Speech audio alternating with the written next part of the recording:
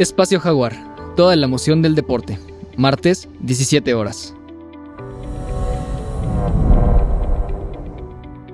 Cero discriminación, tolerancia, respeto e inclusión. Miércoles, 19:30 horas. Tu abogado en casa. Asesoría jurídica.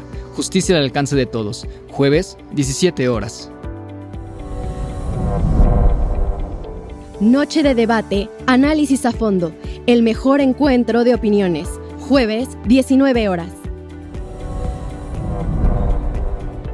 Recuento semanal. Información y análisis a fondo. Viernes, 12 horas. Noche de música en Jalapa. El deleite de la bohemia. Sábados, 20 horas. Desarrollo humano. Saca lo mejor de ti. Vida sana en mente sana. Domingos, 12 horas. Tu historia conmigo.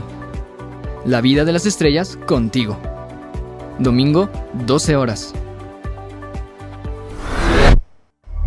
Acrópolis. Comunica y trasciende.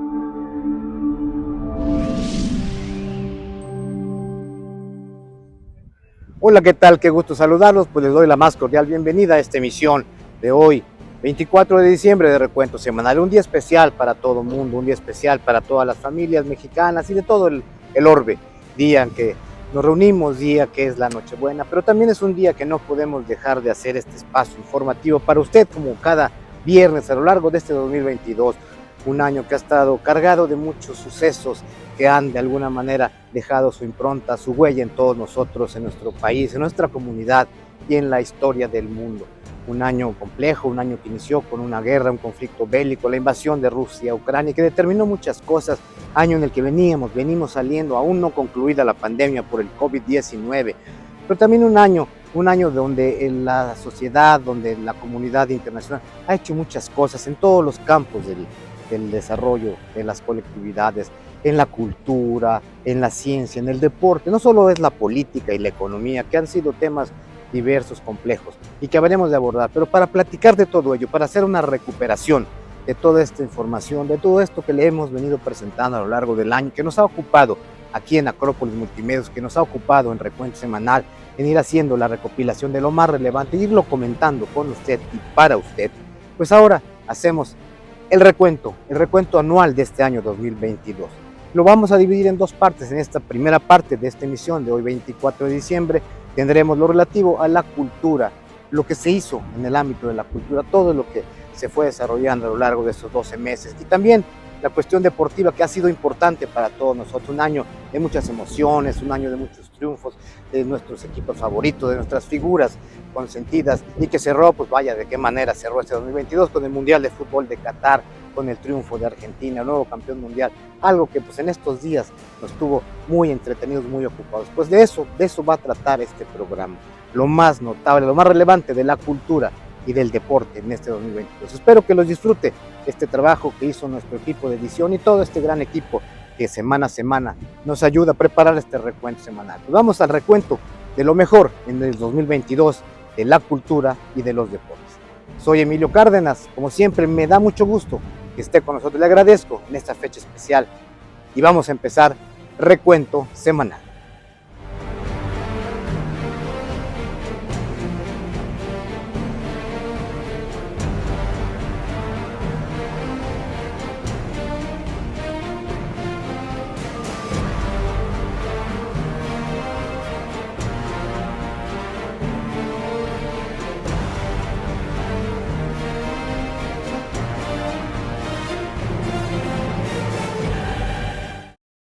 El 20 de febrero, día que inició la invasión rusa de Ucrania, un conflicto de carácter geopolítico marcó un antes y un después en varios ámbitos, y el mundo de la cultura no fue la excepción. Los países occidentales y Rusia llevaron esta guerra a las diferentes formas de expresión artística. Artistas, actores, cantantes, bailarines y directores fueron amenazados, tratados irrespetuosamente y se convirtieron en víctimas de la llamada cultura de la cancelación. Por ejemplo, no hubo representaciones del mítico ballet ruso del Bolshoi en la Ópera Real de Londres. La ópera alemana del Rin canceló el estreno de Andrea Chenier, dirigida por el ruso Dmitry Bergman. La Met Gala de Nueva York anunció que la soprano rusa Anna Netrebko suspendía sus conciertos. El director Valery Gergiev fue destituido de su cargo en la Orquesta Filarmónica de Múnich. El presidente de la Duma Estatal de la Federación Rusa, Vyacheslav Volodin, sugirió a las figuras públicas culturales renunciar a sus cargos si no apoyaban la operación militar en Ucrania. Italia hizo lo propio al despedir al director de orquesta ruso del Teatro de la Scala de Milán, Valery Gergiev. Lo mismo sucedió en el Carnegie Hall, en la Filarmónica de Viena.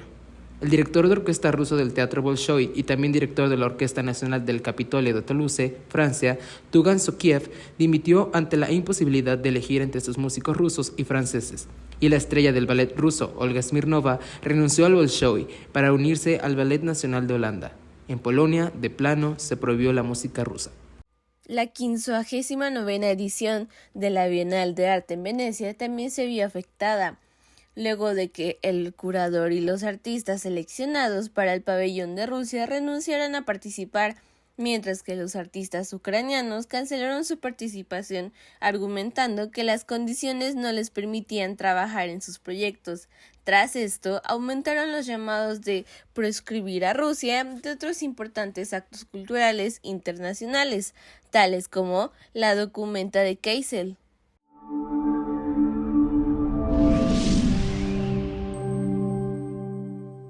En Leópolis, centro cultural de Ucrania, sucedió algo muy curioso.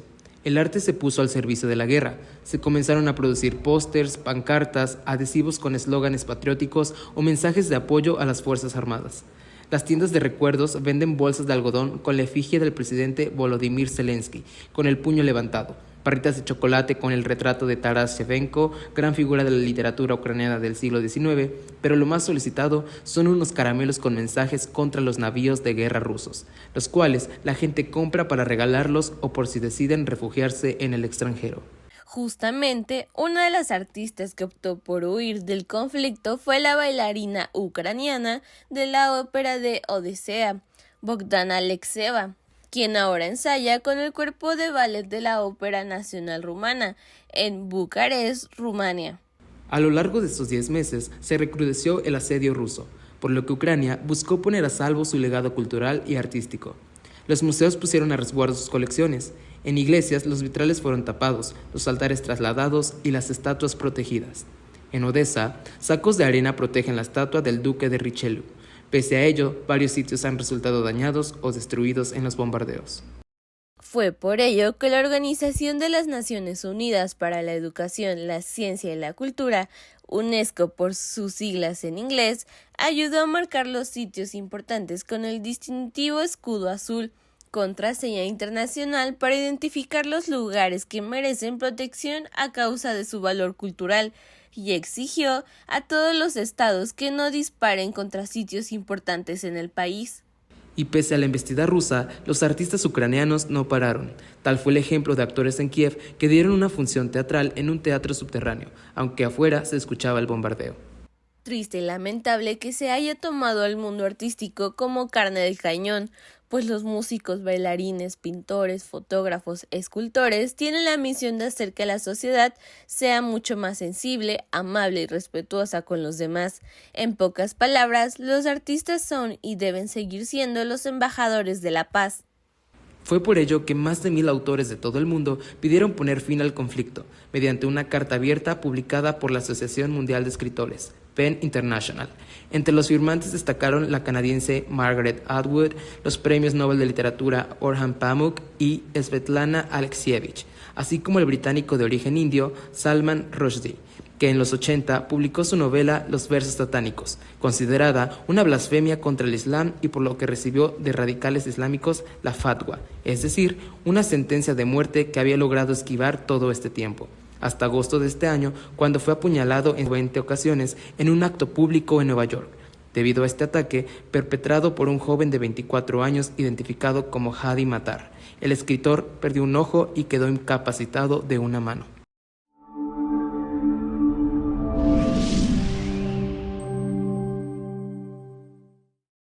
Del Islam pasamos al luteranismo, que es una de las principales ramas del cristianismo, que se identifica con la teología del reformador doctrinario y fraile alemán Martín Lutero.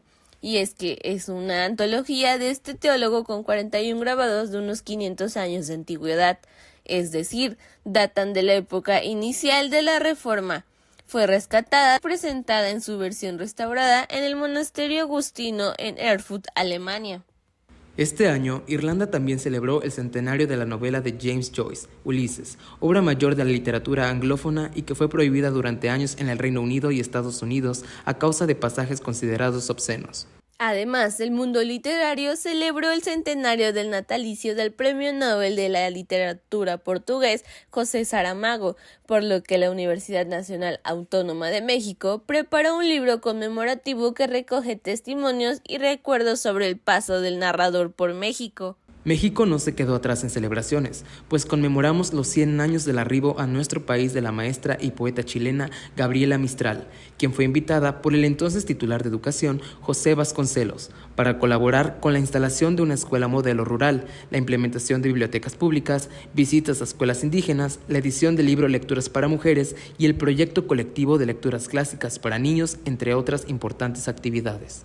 En este marco, la Secretaría de Educación Pública presentó la colección Biblioteca Sepcentenario 2021, integrada por 172 títulos y que se distribuyó en todas las escuelas de educación básica y bibliotecas públicas del país, cuyo objetivo es fomentar la lectura y la ciencia en el país.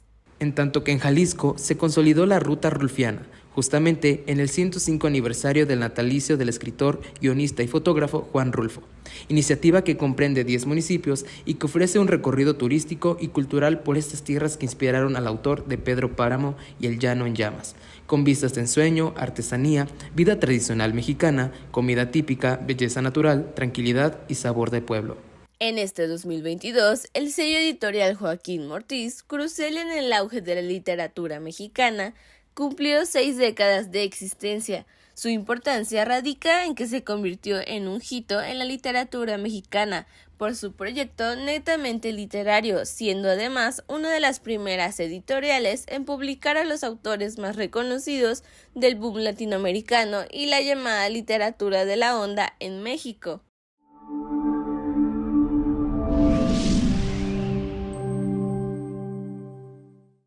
Y en Veracruz celebramos los 65 años de la fundación de la editorial UB, cuyo mayor compromiso es con los jóvenes creadores. En el concierto de editoriales universitarias del país, la de la UB destaca por haber publicado por primera vez autores como Gabriel García Márquez, Juan Carlos Onetti, Álvaro Mutis, Blanca Varela, María Zambrano, Octavio Paz, Rosario Castellanos y Sergio Pitol, entre muchos otros, catapultando así sus carreras literarias. Respecto a los galardones importantes del mundo de la literatura, queremos destacar que la escritora Margot Glantz, que ganó el premio Carlos Fuentes y el Premio Internacional a la Trayectoria Literaria Sor Juana Inés, por su mirada universal, voz joven y sensibilidad absoluta. Mientras que la Academia Sueca concedió el Premio Nobel de Literatura 2022 a la escritora francesa y autora de Los armarios vacíos, Annie Ernaux, una de las grandes exponentes de la autoficción europea. Su obra se ubica entre la narrativa y la sociología, el feminismo y el compromiso social. La literatura y la danza se fusionan este año con una pieza coreográfica que dejó sin aliento a más de uno. El libro Como agua para chocolate, de la escritora mexicana Laura Esquivel, fue puesto en escena por Royal Ballet a cargo del coreógrafo inglés Christopher Wheeldon. Ya que hablamos de danza, es importante que mencionemos que por primera vez, una mujer, Tamara Rojo, dirige el Ballet de San Francisco, la compañía de ballet profesional más antigua de Estados Unidos. En otro tipo de bailes, pero danza al fin, la Sonora Santanera volvió al lugar que la vio nacer hace 6 décadas, para celebrar los 85 años del emblemático Salón Los Ángeles, uno de los salones de baile y centro nocturno más famoso de México, en cuyos pisos más de uno ha echado una cumbia, salsa o son cubano, lo mismo que un mambo, un danzón, un cha-cha-cha o un swing.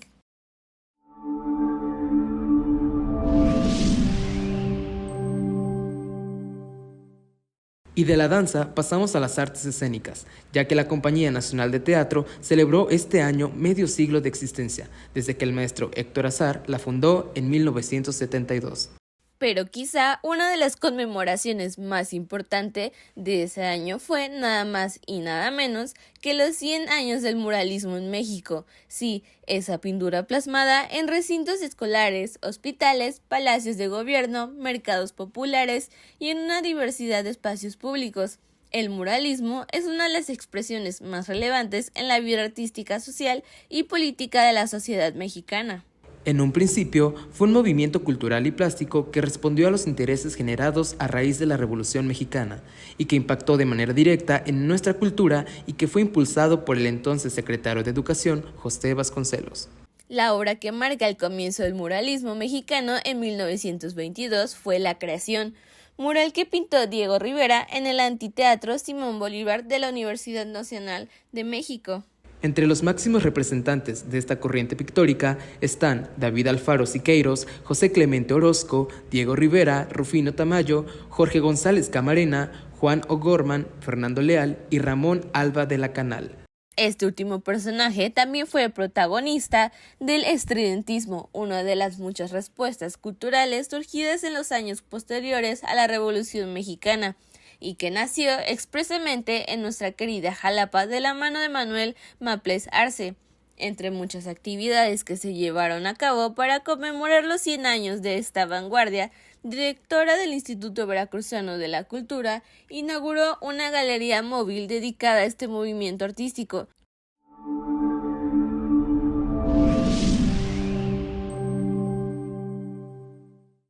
Y aprovechando que hablamos del estado de Veracruz, es preciso comentar la manita de gato que se le dio al fuerte de San Juan de Ulúa, un atractivo turístico que recibe en promedio 250,000 visitantes por año. De manera coordinada, la Secretaría de Marina, el Instituto Nacional de Antropología e Historia y la Secretaría de Cultura rehabilitaron del sistema eléctrico y desagüe de la Plaza de Armas, de garitones, el muro de argollas, pavimentos, puertas y puentes y la conclusión de la primera etapa de restauración y conservación del Caballero Alto y de la Torre de Baluarte de San Crispín. Además de que ahora se cuenta con una nueva ruta de acceso al castillo. Se trata de una réplica de la Golotea de Iguala, que formó parte de la primera escuadrilla mexicana y también es unidad de superficie que por primera vez y de manera oficial hizo el pabellón nacional en el puerto de Alvarado en abril de 1822. De ella arranca la formación de la Marina de Guerra, ahora Armada de México.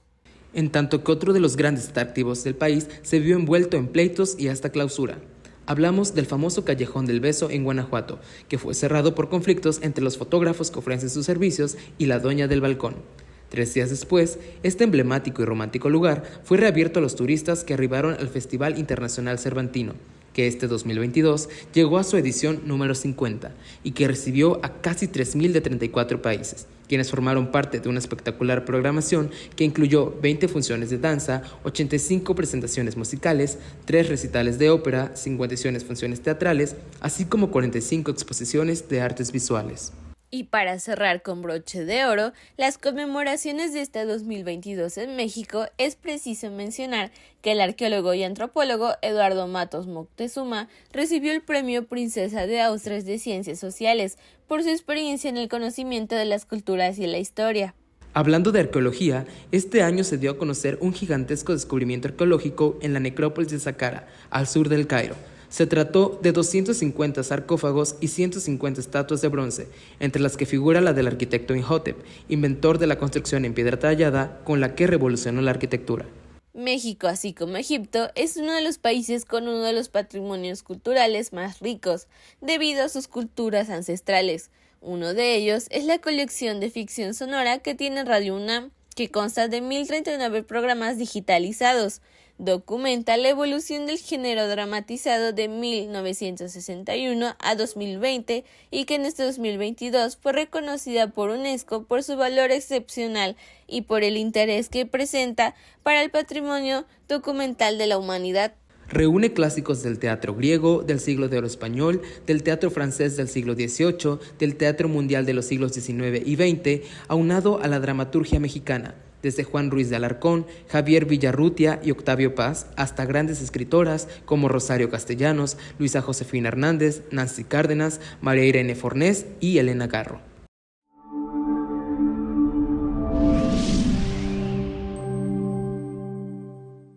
Otro de estos importantes acervos es la colección en poder de Citibanamex, banco que desde el 2021 acaparó los titulares financieros al anunciar que se pondría a la venta. Es importante resaltar que muchas de sus obras están catalogadas como patrimonio nacional o declarados monumentos artísticos y por ley deben permanecer en el país, pese a la venta de la institución financiera.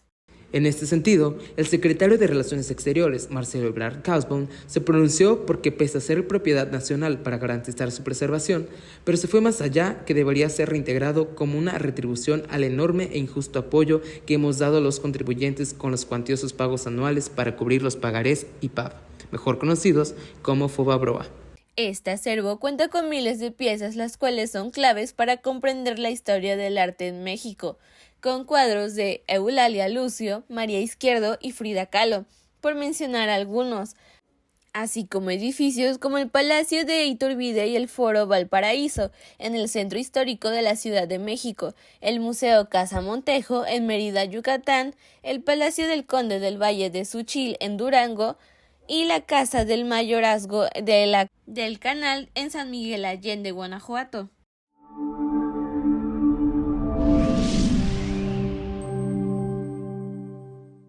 También este año, no solo en México, sino otros países de América Latina, emprendieron una férrea lucha contra las subastas de bienes culturales prehispánicos.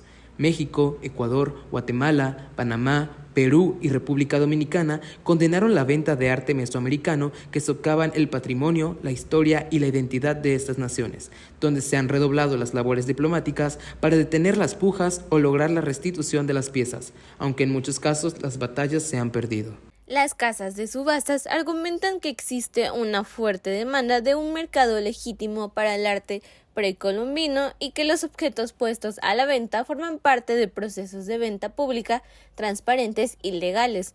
No obstante, en el caso de nuestro país ya ha demandado penalmente a algunas subastadoras.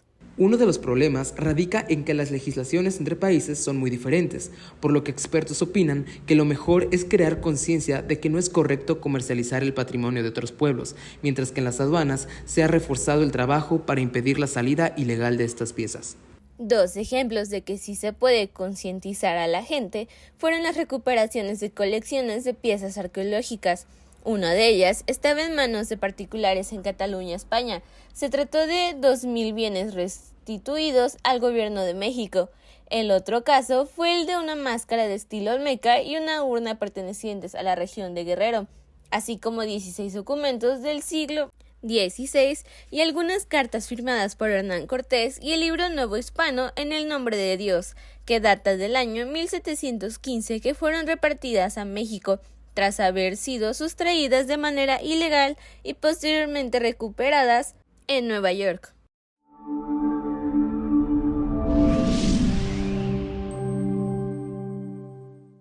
Quien no tuvo tanta suerte fue la investigadora y esposa del presidente Beatriz Gutiérrez Müller, quien en un encuentro con el presidente de Austria, Alexander Van der Bellen, le solicitó el préstamo para exhibición del penacho de Moctezuma y el austriaco secamente contestó que no.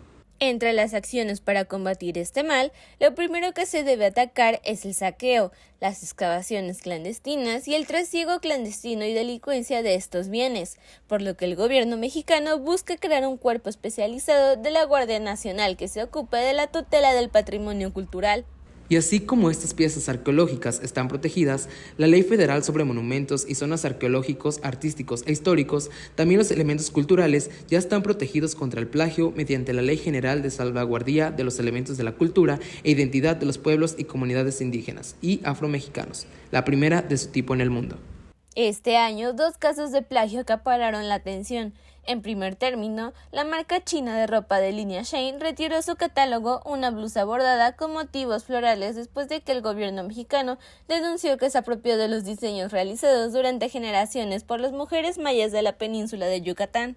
Por otro lado, el zarape mexicano hizo que la Secretaría de Cultura, la esposa del presidente Beatriz Gutiérrez Müller y el diseñador neoyorquino Ralph Lauren desataran una gran polémica en redes sociales, y es que la marca estadounidense vendía un abrigo con el plagio de diseños elaborados por nuestras culturas ancestrales que se dedican a la tradición textilera. En menos de 24 horas, la marca de lujo emitió un comunicado en el que lamentaban que esas prendas hubieran llegado a las tiendas departamentales para su venta, a la vez que recordó que desde junio había anunciado que cualquier producto nuevo que presente motivos tradicionales de diseño indígena a partir del próximo año será bajo un modelo de criterio y colaboración que ha denominado Artista en Residencia, lo que forma parte de una capacitación de concientización cultural.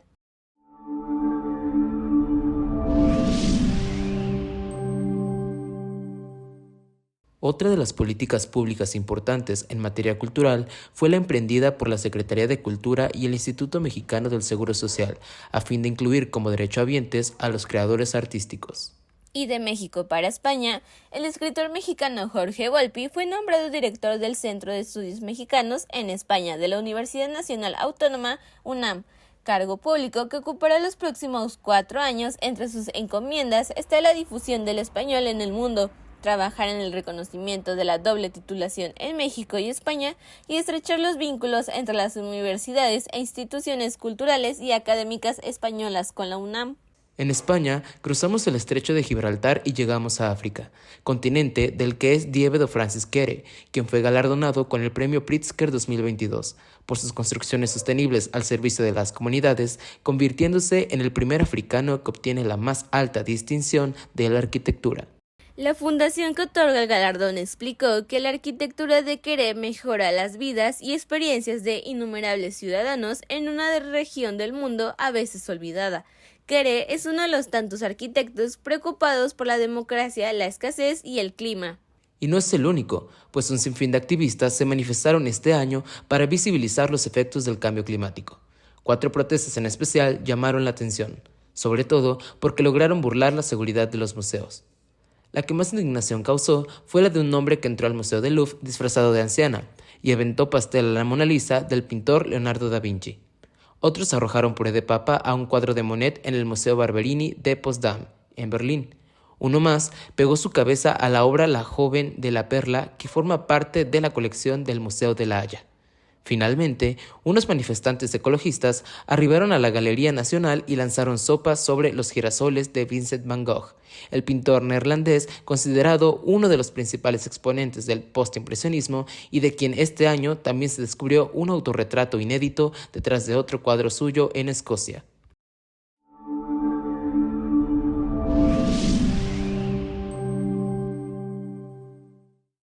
Por otra parte, en un afán para transparentar y rendir cuentas con su propio pasado, el Museo del Prado publicó la lista de obras pertenecientes a su acervo y que fueron incautadas durante la Guerra Civil y el franquismo. Hablamos de al menos 25 obras de arte.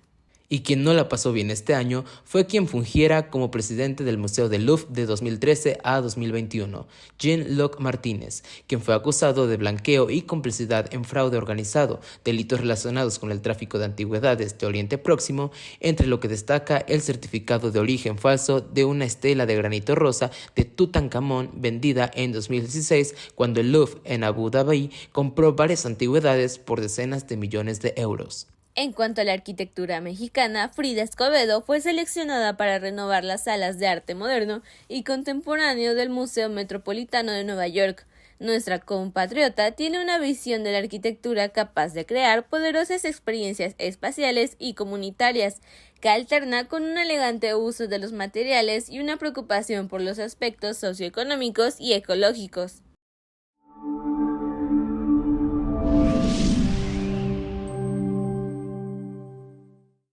Finalmente, concluimos con las noticias de quienes se nos adelantaron en el camino. Este año fallecieron el médico patólogo Rui Pérez Tamayo, quien conjuntó la ciencia con su amor por las palabras para difundir el conocimiento. Álvaro Uribe fue un importante escritor, editor y diplomático mexicano.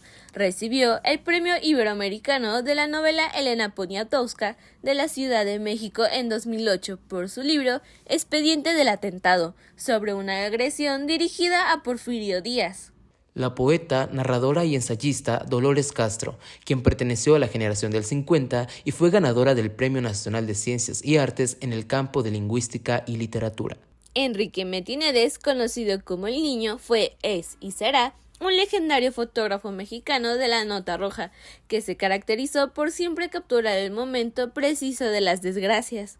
La mezzosoprano española Teresa Berganza, una de las grandes sucesoras de la diva María Callas, sobre todo por sus interpretaciones en la ópera Carmen, así como el también español Javier Marías, escritor y periodista que deja detrás una prolija obra literaria que lo convirtió en el eterno aspirante de las letras españolas al Nobel de Literatura.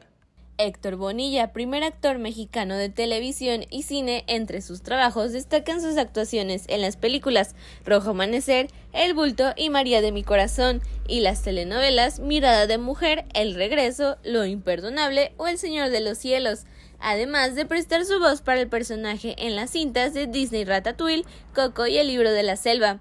En 2019, la Academia Mexicana de Artes y Ciencias Cinematográficas le otorgó el Ariel de Oro por su sobresaliente y extensa trayectoria. Pablo Milanés, galardonado con el Latin Grammy, fue quien ayudó a fundar la nueva trova cubana y le dio la vuelta al mundo como embajador cultural de la Revolución Cubana. Jorge Fons Pérez fue un director de cine mexicano 3 veces galardonado con el premio Ariel, considerado el gran narrador visual de la matanza de Tlatelolco, gracias a su obra Rojo Amanecer.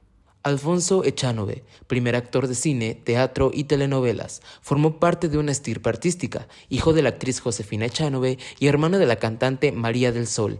Ganó 2 Arieles y un reconocimiento como mejor actor hispanoamericano, en una amplia trayectoria en la que filmó cerca de 100 películas, 24 telenovelas y estuvo en más de un centenar de puestas en escena. Jorge Zamora Montalvo, actor, compositor y comediante cubano, conocido como Zamorita, representante de la época de oro del cine mexicano. Su canción, Bómboro Quiña Quiña, será recordado por siempre. Rafael Cauduro, pintor, escultor y muralista mexicano, reconocido como uno de los exponentes más importantes en el mundo de la creación plástica. Su obra se puede apreciar en el edificio sede de la Corte, en el Centro Cultural Los Pinos y en la estación Insurgentes del Metro de la Ciudad de México. David Huerta, poeta e integrante del movimiento del 68, comprometido siempre con la sociedad mexicana y con la justicia, su nombre siempre aparecía en las páginas de los periódicos, autor del poema Ayotzinapan, que se tradujo a más de 20 idiomas. David Huerta fue hijo del gran Efraín Huerta, poeta coetáneo y amigo de Octavio Paz, de quien, por cierto, las cenizas de este último fueron depositadas este año que se cumplieron 108 años de su natalicio, en el Colegio de San Ildefonso, junto con las de Mari José Tramini, su compañera de vida, en la escultura diseñada exprofeso por el artista Vicente Rojo.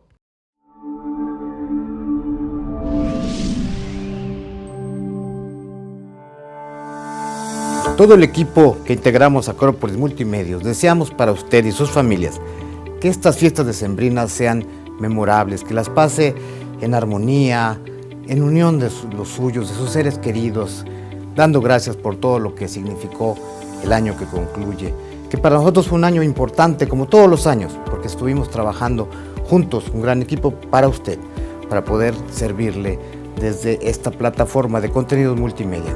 Y al tiempo hacemos votos para que este año 2023 sea un año memorable para usted, para sus familias, donde cada uno de sus días esté repleto de salud, de dicha, de prosperidad y de amor.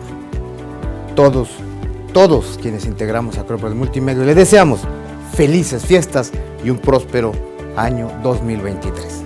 Felicidades.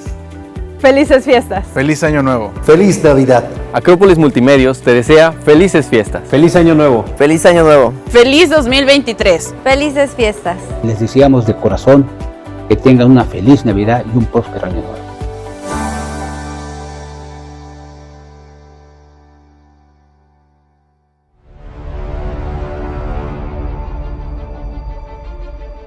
Acrópolis Multimedios de nuestra Universidad de Jalapa y el señor rector Carlos García Méndez, un servidor, conductor y director del programa Abogado en tu Casa, asesoría jurídica gratuita. Los invitamos para que nos acompañen todos los jueves de 17 a 18 horas, en las que tratamos temas eminentemente jurídicos para disipar todas las dudas que ustedes tengan de carácter legal.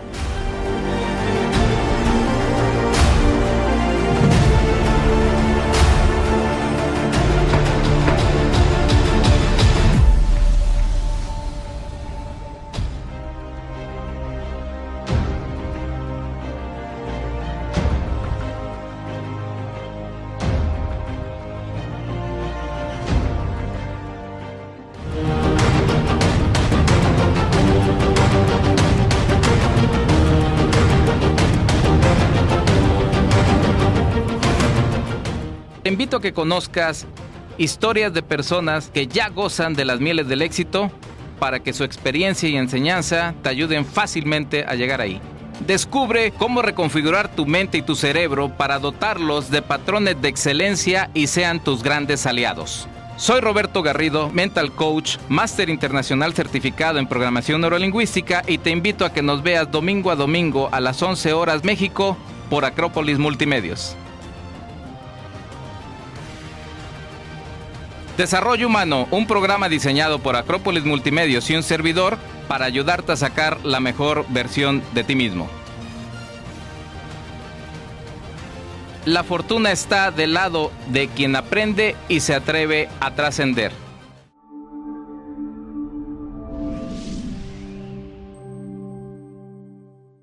Todo este año fue demasiado intenso, emocionante y sentimental en el ámbito deportivo. Empezaremos este recuento con el tema que dominó en todos los ámbitos, la invasión de Rusia a Ucrania, que terminó afectando también al mundo deportivo. Por ejemplo, la UEFA retiró a San Petersburgo la organización de la final de la Liga de Campeones y la Fórmula 1 canceló el Gran Premio de Rusia.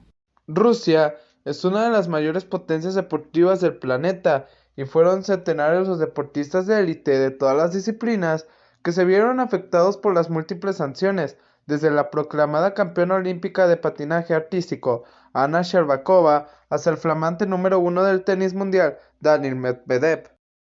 Ya que hablamos del deporte blanco, el 2022 inició con la controversia de Novak Djokovic, quien por no vacunarse y posteriormente dar positivo a COVID-19, tuvo que afrontar un calendario complicado de juegos, además de que se vio envuelto en problemas como la retención de su visa, deportación y cancelación de su participación en algunos torneos. Pasando a las canchas, Nadal se inmortalizó y ganó el Roland Garros después de una ardua semifinal que tuvo contra Zverev. Por una lesión en el tobillo, hizo que este se retirara y que el español avanzara hacia su 14º título en este torneo que conforma el Grand Slam, demostrando así de lo que está hecho. Pero no todo fue felicidad en el tenis, pues dos grandes leyendas dijeron adiós a las canchas. Hablamos por un lado de Serena Williams, quien se retiró en septiembre tras su eliminación del US Open. Con 41 años se convirtió en una de las máximas exponentes femeninas de este deporte, pues ganó 23 títulos individuales en torneos Grand Slam, un récord de la era abierta, y fue primera posición en el ranking WTA durante 319 semanas. Por otro lado, Roger Federer se despidió en un partido con su rival y amigo Rafael Nadal, luego de 24 años en las canchas y de haber ganado 20 Grand Slams, convirtiéndolo en una leyenda de este deporte. Ahora pasamos con una rama del tenis, el racquetball, ya que este año fue muy importante para México. Paola Longoria sigue siendo la número 1 en este deporte, y lo ha sido durante 13 años seguidos, siendo la máxima exponente no solo para el país, sino para este deporte.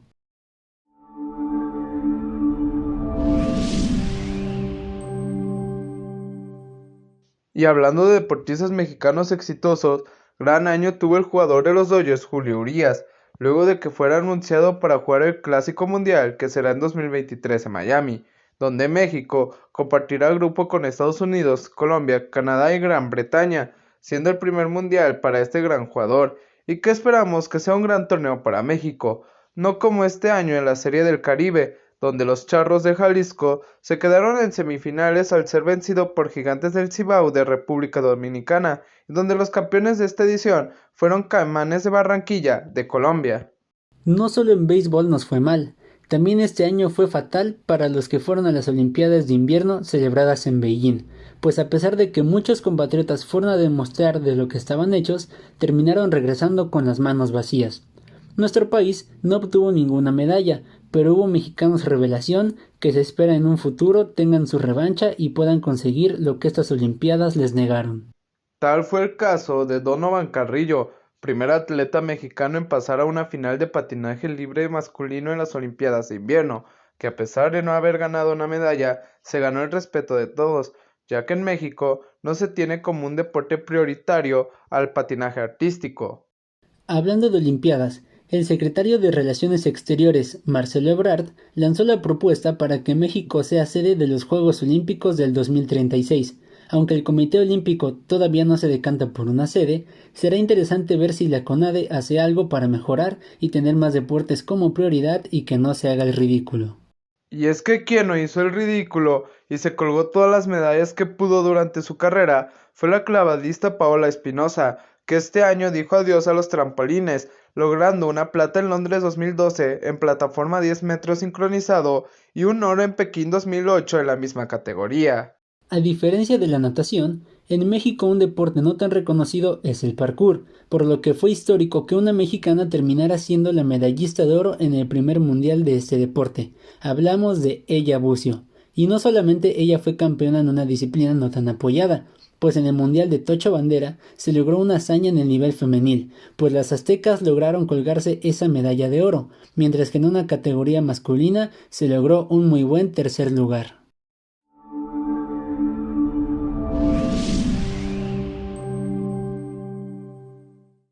Las mejores noticias continuaron para el deporte mexicano, pues a pesar de que la boxeadora Alejandra Ayala estuvo en coma tras un combate muy fuerte, terminó ganando la lucha más importante de su vida, que fue despertar del coma. Siguiendo en el mismo deporte, este año el Canelo Álvarez se vio envuelto en más situaciones fuera del ring que en el mismo cuadrilátero, pues tuvo desencuentros con Grupo Firme al correr a este grupo de la fiesta de su hija, así como el pleito en redes sociales contra Messi, luego de que supuestamente el astro argentino pateara una playera del Tri. Finalmente, el tapatío se disculpó. En el cuadrilátero se enfrentó a inicios de años a Bivol, batalla que terminó perdiendo, aunque se espera que tenga su revancha en 2023 de acuerdo a las mismas palabras de Saúl. Pero no todo fue perder, ya que en su encuentro con Triple Y, el Canelo se coronó como el amo de los supermedianos. Y del amo de los supermedianos pasamos al amo de los Super Bowls, pues este año se esperaba que Tom Brady se retirara de las canchas, algo que él mismo había anunciado. No obstante, a la semana el quarterback de Tampa Bay decidió que todavía no era su momento y que estaba listo para ganar otro título, pero su ambición le costó su familia, ya que se divorció este mismo año. En febrero de este año, los Carneros de Los Ángeles lograron imponerse ante los Bengalíes de Cincinnati con un marcador 23-20 que los llevó a ganar por segunda ocasión el Super Bowl, algo que no sucedía desde hace 22 años. Del amo de la NFL pasamos a los dueños de esta época del básquetbol. Los Warriors junto con Stephen Curry ganaron el cuarto anillo de esta década ante unos Celtics muy jóvenes y poderosos. Los de la Bahía ganaron el sexto anillo para la franquicia en toda su historia y al fin Steph se coronó como el MVP de las finales.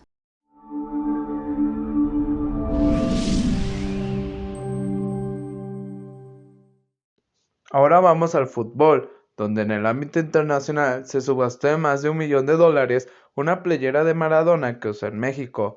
Hablando de argentinos, Lionel Messi se coronó campeón del mundo en Qatar 2022, después de una emocionante final contra Francia.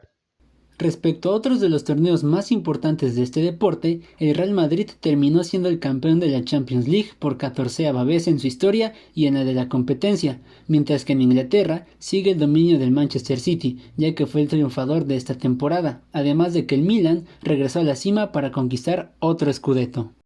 Mientras que este año no fue tan bueno para el fútbol mexicano, rodeado de fracasos y noticias muy malas. Se dio la penosa guerra entre las barras del Querétaro contra la del Atlas, que terminó en diversos heridos manchando la pelota y el espectáculo que se vivía en el momento, por lo que muchos equipos llegaron a plantearse que las barras bravas ya no estuvieran en los partidos de visitante o incluso que desaparecieran, bajo el argumento de que solo fomenta la violencia. Ante ello, la federación vetó a la corregidora por un año y decidió no desafiliar al Club de los Gallos Blancos de Querétaro. Después de este escándalo mundial pasó otro, pero ahora en la selección femenil, pues la exdirectora técnica de la selección mexicana Maribel Domínguez fue acusada de agresión sexual en contra de sus jugadoras, por lo que terminó corrida, a la vez que las seleccionadas fueron a buscar el pase olímpicos, pero no les resultó, y terminaron eliminadas del torneo junto con la selección sub-20 varonil para ir a los olímpicos. En las malas noticias también estuvo el retiro del Hermoso Peralta, quien nos dio el oro en Londres 2012, dijo adiós a las canchas después de que Chivas terminara su contrato tras varias temporadas con los de Guadalajara. Pero no todo fue malo para el fútbol mexicano, pues los aficionados del Atlas vivieron un maravilloso año, terminándose de coronar bicampeones y siendo los terceros en hacerlo de manera oficial en los torneos cortos, sumándose a Pumas y León, y Pachuca también se convirtió en campeón.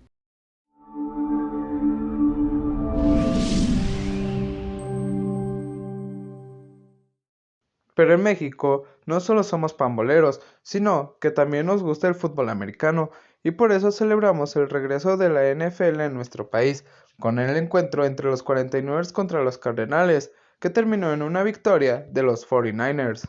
Otro evento súper importante celebrado en nuestro país específicamente fue la carrera panamericana, que este año tuvo como sede de su edición número 35 nada más y nada menos que el puerto de Veracruz.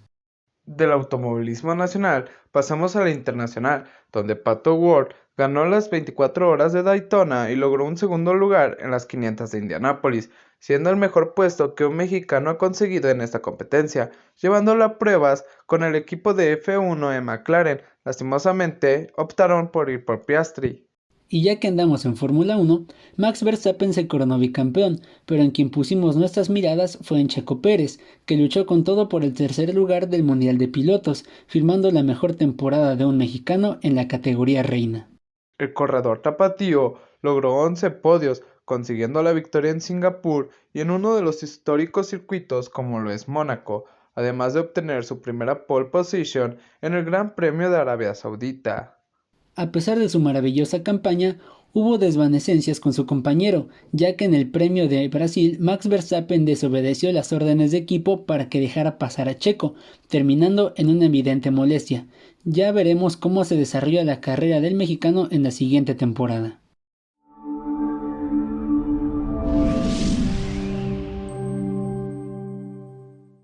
Y así como este año ha sido muy fructífero y lleno de controversias, llegamos a la parte triste, la parte de los decesos más importantes en el mundo deportivo. Se nos adelantaron en el camino Héctor Pulido, leyenda del Cruz Azul, Dan Reeves, entrenador de la NFL, Juan José Leaño, exdirigente de la FMF, el histórico goleador Eduardo González Palmer, el tenista Alfonso Ochoa, Jeff Gandley de los Cardinales, José Abet, pilar del automovilismo mexicano, Rodolfo Martínez, campeón mundial mexicano de boxeo, Jorge Rueda, entrenador de medallistas en clavados, Tomás Boy, segundo máximo goleador de Tigres y director técnico, los luchadores Super Muñeco y Black Warrior Jr., y Aras Saikan, boxeador ruso que falleció debido a una coma de 10 días.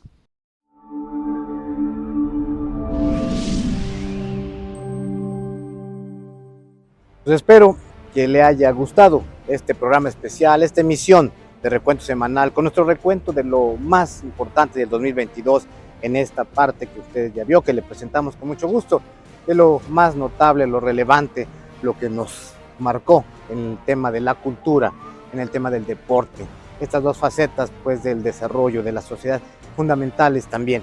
Y como le decía, el próximo viernes habremos de continuar ya con lo que fue el 2022 en la parte de la economía, la política, la sociedad a nivel internacional, en México y en Veracruz y en nuestra ciudad.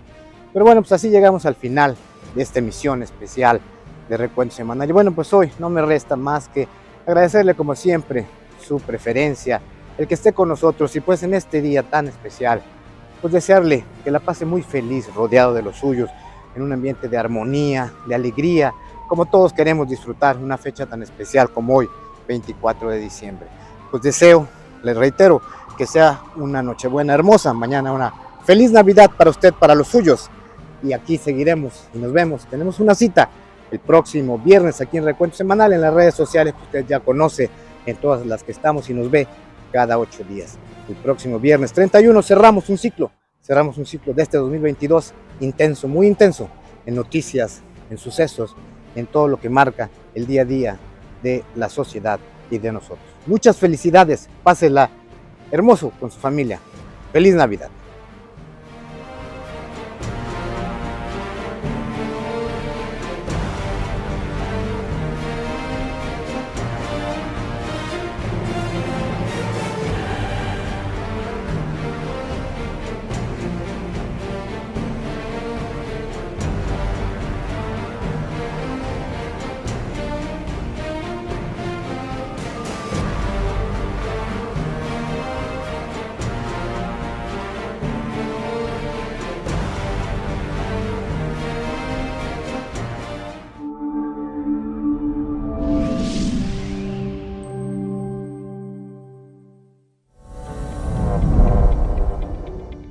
Espacio Jaguar, toda la emoción del deporte. Martes, 17 horas. Cero discriminación, tolerancia, respeto e inclusión. Miércoles, 19:30 horas. Tu abogado en casa. Asesoría jurídica. Justicia al alcance de todos. Jueves, 17 horas. Noche de debate, análisis a fondo. El mejor encuentro de opiniones. Jueves, 19 horas. Recuento semanal. Información y análisis a fondo. Viernes, 12 horas. Noche de música en Jalapa. El deleite de la bohemia. Sábados, 20 horas. Desarrollo humano. Saca lo mejor de ti. Vida sana en mente sana. Domingos, 12 horas. Tu historia conmigo. La vida de las estrellas contigo. Domingo, 12 horas. Acrópolis. Comunica y trasciende.